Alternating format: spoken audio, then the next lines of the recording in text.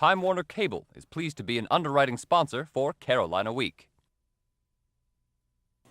Coming up on the October 10th edition of Carolina Week. I'm Carla Babb, and I'll tell you about a teacher shortage you might not be aware of. I'm Erin Franklin. Coming up, I'll tell you about a controversial tradition that's been going on for centuries. In sports, after their stellar performances on Saturday, 2 football players won more than just a game. Weathercaster Johnny will tell us if fall is finally on the way. All that and a story that gets right to the point. Carolina Week starts right now.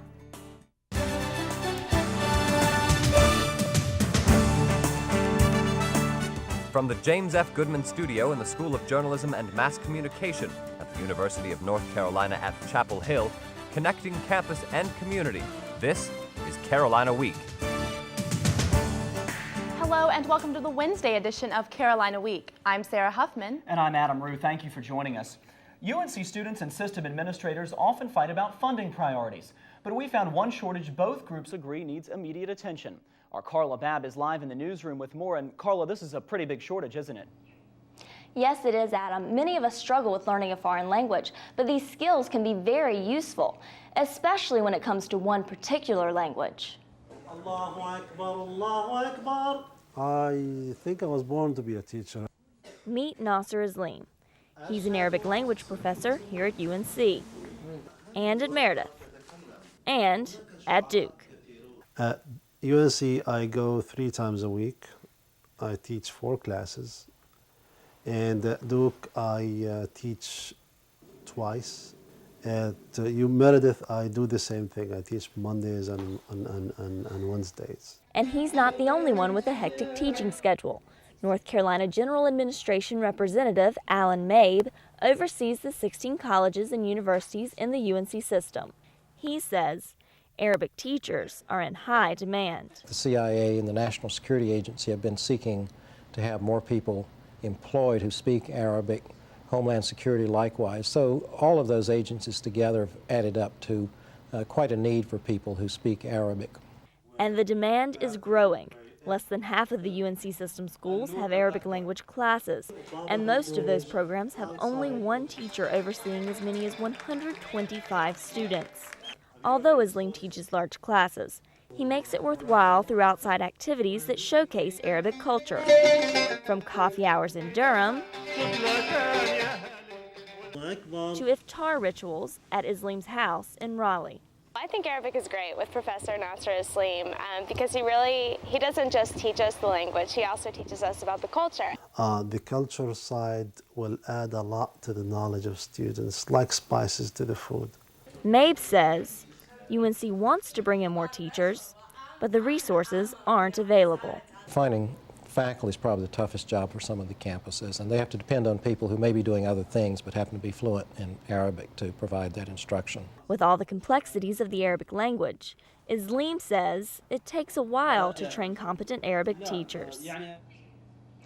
Isleem told me it might take about 700 hours to learn a language like French, but to be fluent in Arabic, it might take 2,000 or 3,000 hours. So, Carla, what's the solution? Well, for now, at least UNC and NC State are adding teachers in the fall. But for the rest of schools with Arabic programs, they have to rely on teaching assistants to help with all the students wanting to learn Arabic. Tough situation. Carla Babb live in the newsroom. Thank you. Many Muslim students are looking forward to a special celebration this Saturday. Eid al-Fitr, or celebration of the breaking of the fast, marks the end of Ramadan. After fasting during daylight hours for a month, Muslim students come together for a large prayer meeting. Then they spend the rest of the day eating and visiting with family and friends. Even though the holiday technically lasts 3 days, the Muslim Student Association's Omar Awan says most students just celebrate on the first day. I mean, to me it makes perfect sense. You've gone a whole month without food and water. You really worked hard. It's nice to have like a celebration. Awan plans to return home for the holiday to visit his family in Raleigh. The Middle East is rich with tradition, but one long-standing practice has some looking for change. Erin Franklin is in the Park Library with that story. Sarah, some girls have no say about who they'll marry and wind up with husbands they know little about. Sometimes these arranged marriages work, and other times they're a disaster. The first time Shanaz Brumand met her husband was the day she found out they were getting married. Bruman says her mother had arranged the marriage in a grocery store. I don't even know the person. I have no idea. Some people are deciding for me what to do, but I know it's time for me to get ready to get married. Arranged marriages are very common in Bruman's country, Iran, and across the Middle East. Asian Studies professor Sahar Amr says not all people in the Middle East have arranged marriages. It depends on socioeconomic status, it depends on level of education, and also it depends on level of religious practice. But Bruman says it's much simpler than that. It's a men's world over there. It's not a women's world. Women don't have no say-so. Amr says the relationship between men and women is based more on necessity than emotion. We don't have the idea of this romantic love in general coming out of this arranged marriage, but it was a relationship that worked. But it's hard to tell if a relationship is going to work out or not. But I think that there are some arranged marriages, depending on the people who are involved, for whom it seems to work. It's like a box of chocolate. The movie Forrest Gump says a box of chocolate. It is like that. It's pretty much gamble. Bruman eventually got out of that marriage and has been with husband number 2 for 23 happy years. This time I really dated, went out and found my own husband. It's totally different. I love it. I love it. Sarah, even some girls in the U.S. find themselves in this situation when their parents want to follow the customs of the past. Erin Franklin reporting from the Park Library. Thank you, Erin. After the April shootings at Virginia Tech, UNC officials decided to implement an emergency text messaging plan. Unfortunately, it's not been well received. The plan allows students and faculty to put their names on a list to receive text messages if an emergency like the one in Blacksburg occurs. But only 1,000 people have signed up. That's about 3% of Carolina's campus population. Many students we spoke with say they haven't heard of the program. The university is looking for new ways to publicize it.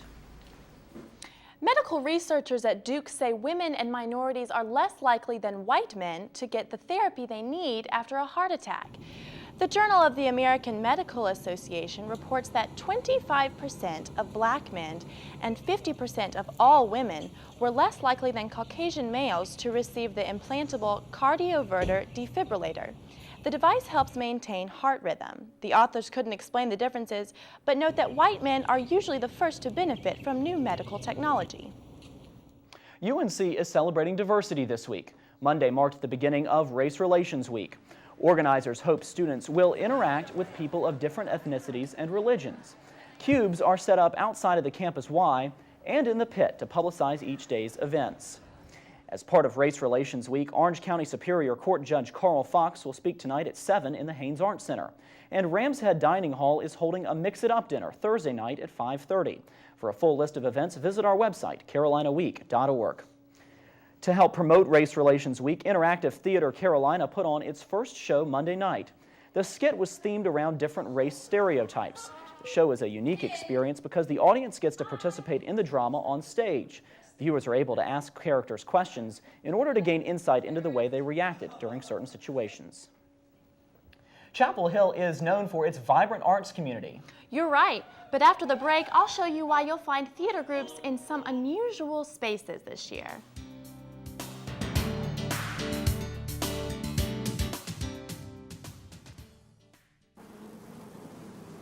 Those, locusts? What? Those locusts? Yeah. I'm throwing rocks at some stuff, and next thing I know, locusts. Sounds like bad karma. You should try volunteering or walking a little old lady across the street or, something good. Interesting. Stay on the universe's good side. Volunteer, vote, get involved.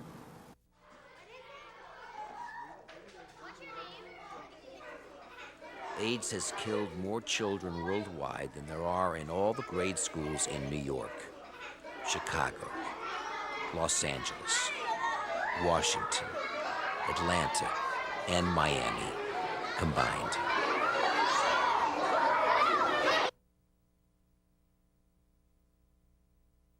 The time to do something is now. One of the wonderful things about living in a college community is the abundance of affordable entertainment made possible by student organizations. But several performance groups are struggling to even get behind a curtain. UNC has a thriving and diverse arts community, but theater groups are having a tough time finding enough space to perform on campus. Both Historic Playmakers Theater, commonly known as HPT, and Girard Hall are closed for renovations, and it's leaving groups like Pauper Players in a difficult spot. Pauper Players has been around now for almost 20 years, and we consistently have performed in Historic Playmakers Theater, which has now been shut down. In addition, every other space on campus suddenly has this huge rush of people wanting to perform in it, so we suddenly don't have anywhere to perform. With two major venues unavailable, theater groups have to make use of other spaces on campus. Company Carolina is in the same situation and frequently uses the Forest Theater. There was just one more good space in HPT, and Girard's kind of iffy, but you could use it. There was just more space to go around, and I think now there are also getting to be more groups wanting to do theater and wanting to use the space. Both HPT and Girard were scheduled to open in September. However, Girard rescheduled for a November opening, and HPT is closed indefinitely because of lack of funding to finish the interior renovations. Director of Performing Arts, Emil Kang, is aware of the problems at hand. I would be the first person to say that there is a shortage of space for student performing groups, theater, music, dance, otherwise, everything. And so we're not in a position to make that problem worse. Theater groups have the option of performing in places like the Union Cabaret, but the Cabaret is a small space and doesn't seat as many people as HPT. This puts the organization in jeopardy financially. But Kang and the university are doing their best to get HPT up and running as soon as possible.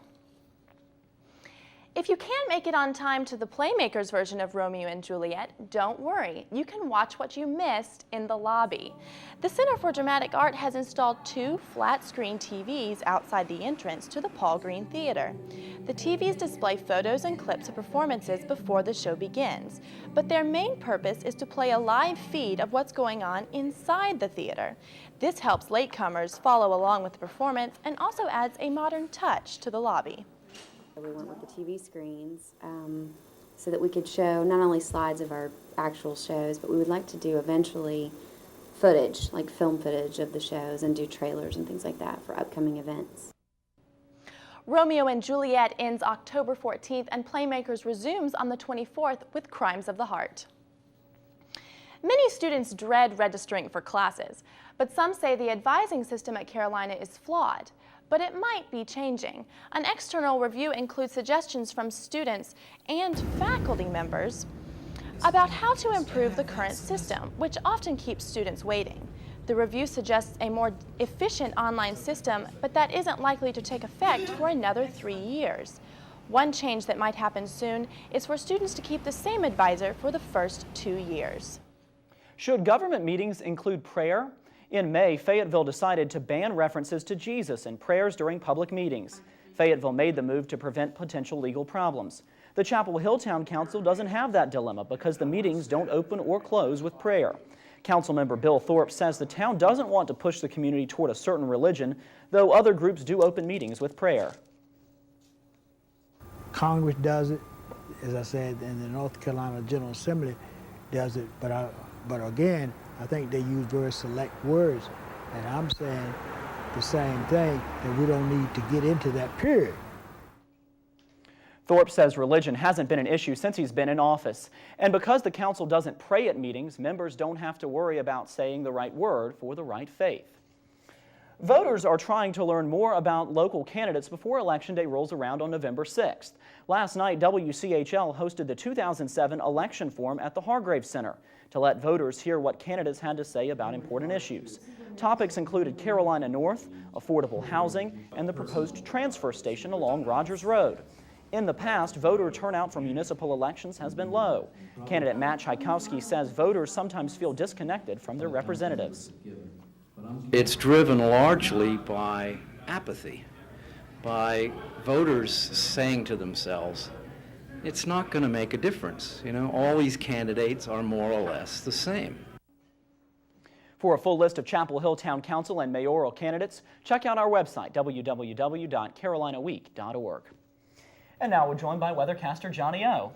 Johnny-O, I am really looking to the state fair. How about you? I am definitely looking forward to the state fair, and so it's going to be a lot of fun, whether it's feeding the pets or getting some great food. It's something to look forward to. A look at what you can expect for opening day next.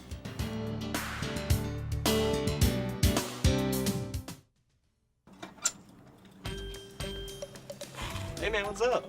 Not a whole lot, man. Just waiting on the bus. How about you? But you got your bike. Yeah, so? How you can do that? Oh, you can put your bike on the bus. It's easy. I'll show you how. Oh. First, pull the rack down. Then, just lift your bike and place the tires in the rack. Finally, lift the lever and snap it into place to hold your bike securely. Chapel Hill Transit, working for you.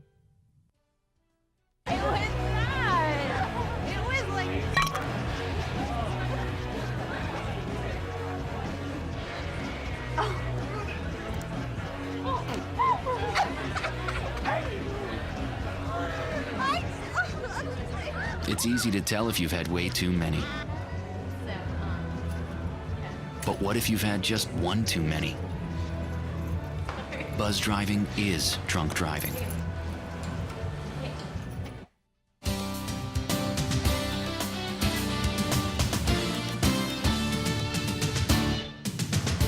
Hello and welcome back to Carolina Week. I'm Jonathan. Hope you're having a good day wherever you are. We're taking a look at the weather headlines, and the dry spell continues for us. We saw a little bit of showers earlier this morning, but after that we saw clear conditions, and we're going to expect dry conditions to continue for the rest of this week. We are going to finally cool off as a cold front moves through our neck of the woods, dropping temperatures about 20 degrees below what we saw for the past few days. And that means state fair weather. We're expecting state fair conditions to be picking up as we go into the next couple of days. Friday is the opening for the state fair. And as we take a look at the satellite radar for North Carolina, notice that we have clouds and showers moving off the coast. And this is because we have a front that is currently located off the coast of North Carolina. Let me see if I can draw this right onto the screen. And this is going to clear us out and give us sunny conditions. And then behind it, we have another cold front that's located to the west of North Carolina, and behind this front we're going to expect cooler conditions. In fact, another aid is from a high pressure system that will be bringing in northerly winds down into the Carolinas, which means we're going to see very sunny skies and temperatures in the 70s. And speaking of which, it's the great day to go to the state fair. As we look at opening day, we're going to start up in the 50s on Friday morning. By the way, that is the opening for the state fair. Going to see sunny skies until the evening period. Temperatures will be around 70 by the afternoon, 72 degrees, which is cooler. It's about 20 degrees cooler than what we saw today. We saw a high today in the lower 90s. Now, if you're headed to the game this weekend, instead, we can expect similar conditions. Saturday, 3:30 at Kenan Stadium. South Carolina coming up to Chapel Hill, and we're expecting partly cloudy conditions and temperatures in the lower 70s. So you're not going to need those shorts and t-shirts. You're going to probably need maybe blue jeans or maybe a jacket because it is going to be cooler. Now, if you're traveling throughout the other parts of North Carolina, maybe the mountains. Mountains are a good place to go. Notice daytime highs are in the 60s. We saw those as lows last weekend. This weekend, it's our high, and our overnight low of 42 degrees. If you're headed to the beach, temperatures will be in the 70s. Again, under sunny skies. Our low, 54 degrees. We haven't seen those in quite some time. Here's your forecast for tonight as we take a look at the three-dimensional view of the triangle. 55 degrees in Chapel Hill, 54 at Duke, 56 at State under pretty much partly cloudy skies. Tomorrow, a high of 72 degrees in both Duke and Chapel Hill, and 74 degrees at State. And then for your next 4 days, expect temperatures to go into the 70s and mid-70s on Sunday. Again, Friday opening day, so make sure you head out there.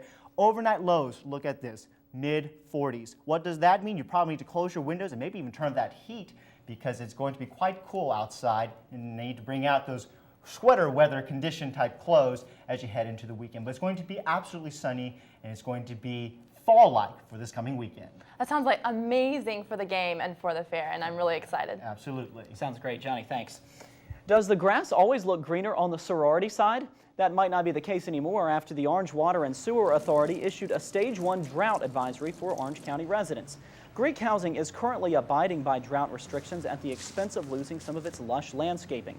This includes cutting water use by 10% and limiting sprinkler use to once a week. Chi Omega House Manager Kate Cowie says they've been mindful of the water shortage. And so we've cut way back down and we don't use any hoses anymore. It's just we have our sprinkler system for 1 day a week and that's it. OWASA will be holding a second set of lawn and garden sustainability workshops on October 18th, 23rd, and 30th. Check out our website, carolinaweek.org, for registration information. And we're joined now by sportscaster Sarah Moore. Sarah, Carolina teams have 2 chances to beat Duke this weekend. We do. It's going to be a really big weekend for Carolina athletics. We also have a really big football game as well as Late Night with Roy. Coming up in sports, a storm alert Johnny O might have missed. We'll preview the Carolina Hurricanes as they head into a new season full of hope.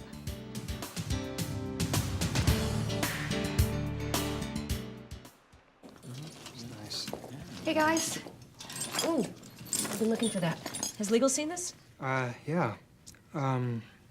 Cheryl, what happened to your, Oh, yeah, I know. If it gets any worse, I'll have it checked out. Worse? How could it get worse? Yeah, maybe we should call somebody? I'm fine. You wouldn't ignore this, so why ignore the signs of a stroke? At the first warning signs, call 911 immediately, because time lost is brain lost. Pants, pants, pants. I am folding the pants. The pants are long. Do they go on my head? Do they? Do the pants go on my head? No. They go on. Everyday moments can become teaching moments because learning starts long before school does. Give your child the start they need at bornlearning.org.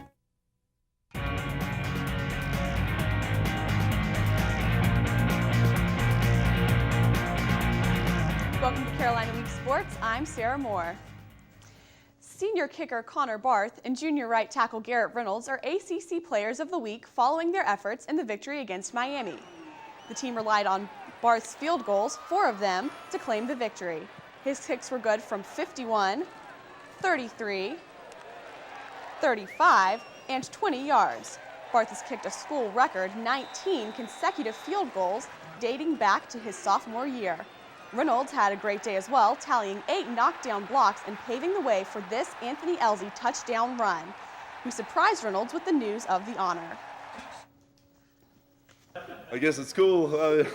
No big deal. It ain't going to change me one bit. I'm going to just keep doing what I do and keep playing hard, and we'll have fun. That's it, so. Glad I could give you good news. Hey. The ice is fresh, the blades are sharp, the weather is getting colder, and that can mean only one thing. Carolina Week's Josh Bernstein previews the Carolina Hurricanes 2007-2008 season. Hockey season is finally here, and the Carolina Hurricanes enter their 10th anniversary season with a lot to prove. But the team thinks it's ready for the challenges of a new year. Got a good feeling in this room. We're excited to get started. Obviously, a lot longer of a summer than we wanted, but I think everyone's rested and excited to get her going again. We know that we've got the skill and the character in this dressing room to be very successful. It's just a matter of going out there and executing our game plan. Obviously, everybody knows what last year felt like, so we're hoping to come here in a positive attitude and really make a push here. After winning the Stanley Cup in 2005, the Hurricanes missed the playoffs last year, finishing in 11th place in the Eastern Conference. This team knows what it will take to get back to championship form. The entire organization is not happy with what went on last year. The time that we use this summer is to get ourselves healed first and foremost and physically fit, refreshed mentally, and come into camp like we did this year with, I think, a different focus and a different purpose. Well, obviously it was a disappointing season last year, but we got to do the best that we can to take the positives away from it. And I've been saying, I think it's fair to say I've seen the highs and I've seen the lows now, and hopefully I'm better because of it. But to get better, this team must rely on each other. This is such a team sport. It's not about each guy. It's not about each individual, and that's what it takes to win championships is, everyone, like I said, pulling together. In order for us to be successful, we're going to have to come together as one and do that throughout the season. In Raleigh, I'm Josh Bernstein, Carolina Week. The Hurricanes have a 2-1-1 record through 4 games this season and are second in the Southeast Division with 5 points. Their next game is tomorrow night in Montreal. On the pitch here at UNC, a doubleheader tomorrow. The women play Duke at 6. Then the Tar Heels men's soccer team will play the Blue Devils at Fetzer at 8:30. Carolina's last matchup at Fetzer against Liberty was the best game the Heels have played all season. One ticket buys admission to both games, 2 chances to see the Heels beat Duke. Sure, we're only halfway through football season, but it's never too early to talk about basketball. The Dean Dome basketball court will double as a dance floor Friday night for Late Night with Roy. This might be your only chance to see Roy wriggle, which kind of makes me giggle. Too bad Tyler's dancing skills aren't as good as his basketball skills. The rest of the team looks pretty together though. For one night only, these kings of the court will be dancing queens. But don't let the fun fool you. This will be the team's first official practice of the season. After the dancing is done, the dunking begins. Late Night with Roy starts at 7 p.m. Friday. Well, Late Night with Roy is free, so hopefully there will be a big turnout. I know I am so pumped about it. Everybody gets really excited about it because it is the kickoff to basketball season, and as we know, basketball is king around here. Even though it is football season, people are already looking ahead to basketball season. I have to say that basketball season is my personal favorite. Yeah. Thank you, Sarah. Have you ever wondered what's the point of fencing? When we come back, we'll touche on the finer points of the sport of princes, Carolina style.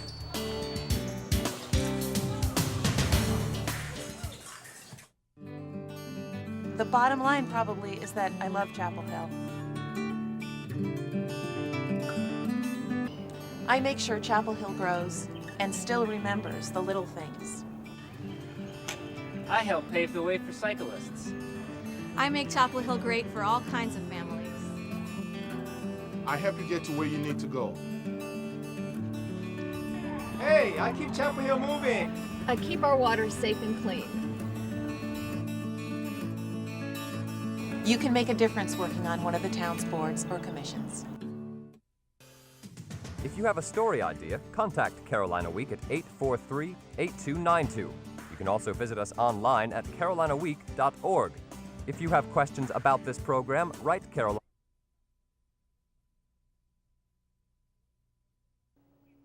Foil, saber, epee, 3 ways to wield a sword. UNC's fencing team is one of the best in the country, and our Jen Carpenter is on guard. On guard. Ready. Fence.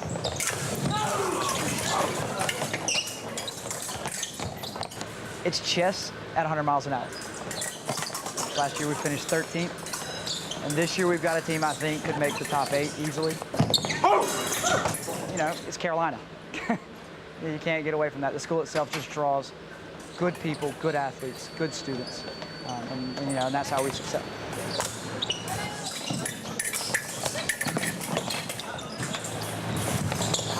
This weekend is a local USFA tournament.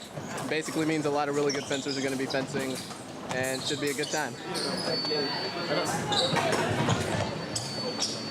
Okay, ready. Fence. Ready. Fence. Ready. Fence. You got to be a tactician. You got to be able to analyze, break down actions. So there's kind of a mind game component to it. Because it's 90% mental and 10% physical. Just by watching a person, like the way they move their feet, the way they move their weapon. So you're looking at who starts their arm first, who starts coming forward first. Find a way to score. Find a way to win. Pure and simple. Can I hit you before you hit me? Who blinks first loses. And who doesn't like to wield around a 3-foot piece of metal and hit somebody else? I can't really tell you why it's so kick-ass. It just kind of is. There's no real reason, it just kind of is. It's one of those things. Fencing is just one of those things that I've always wanted to learn, like taking one of the random PE classes that are offered here at Chapel Hill. What's really cool about it too is it's sort of a royal sport, and it's really neat to see them move their feet around and the way they bounce back and forth across it. It really does take a lot of mental concentration. Absolutely. Well, that does it for this edition of Carolina Week. Thank you so much for watching. Have a good night.